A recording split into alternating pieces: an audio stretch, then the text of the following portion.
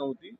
हा बिल आणून एकीकडे लोकशाहीचा आणि संविधानाचा गळा घोटण्याचं काम या माध्यमातून हे सरकार करत। सर, पण काल या सभागृहामध्ये फक्त निकोलेंनी विरोध केला, बाकी काँग्रेस असेल का विरोधक? अरे त्यांनी त्या ठिकाणी मी तर मिटिंगला गेलो नाही, कारण मी शेवटच्या टप्प्यात आलो होतो। एकच मिटिंग शेवटची झाली, त्या मिटिंगला मी जाऊ शकलो नाही, कारण मला एक दिवस अगोदर कळवण्यात आलं होतं। संयुक्त समितीकडे ज्यांनी 12,000 लोकांनी आक्षेप नोंदवले आहेत, लोकांनी संयुक्त समितीकडे सदस्यांनी आक्षेप नोंदवले आहेत। काय केलं त्याचा?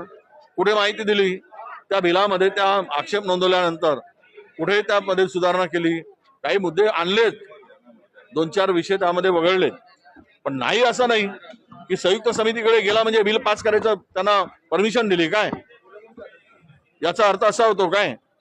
अरे संयुक्त संविधान समितीकडे जरी गेलं असेल तरी त्यामध्ये काही सूचना दिल्या गेल्या, पण चर्चाच होऊ नये, महाराष्ट्रातील देशातील जनतेला कळूच नये की आम्ही सभागृहात काय चर्चा करतो आहोत। तुम्ही संयुक्त समिती पुढे तुमच्या सूचना झाल्या म्हणजे झाला, त्याचा आवाज दाबायचा, त्याला बोलू द्यायचं नाही, बोलायला मर्यादा आहे म्हणून सांगायचं।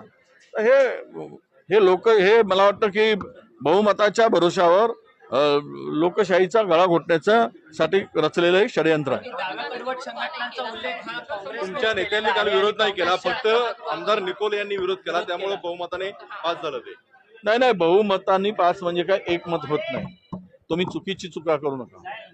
बहुमत हा सत्ताधाऱ्यांच्याकडे असतो, एकमत म्हणजे सभागृहाचं मत असतं। एकाने जरी विरोध केला तरी त्याला एकमत म्हणजे बहुमत होत नाही।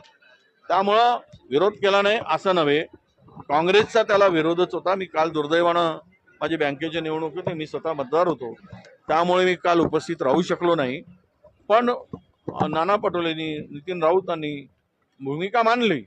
आता संख्याबळ एवढं प्रचंड आहे की ते म्हणजे पाशवी बहुमत असल्यामुळे त्या भरोश्यावर ते काही करतायत, हे त्या ठिकाणी दिसून आलं। दुसरं असं गोपीचंद पडळकर आता इथं भेसळ दुधाची दाखवत आहेत, भाजपचं आणि महायुती सरकार असताना आमदारांना का करावं लागतं? मला तेच कळत नाही की सत्ता तुमच्या हातात, मंत्री तुमचा, पॉवर तुमच्या हातात, आणि दूध आणून भेसळ इकडे दाखवत आहे म्हणजे काय?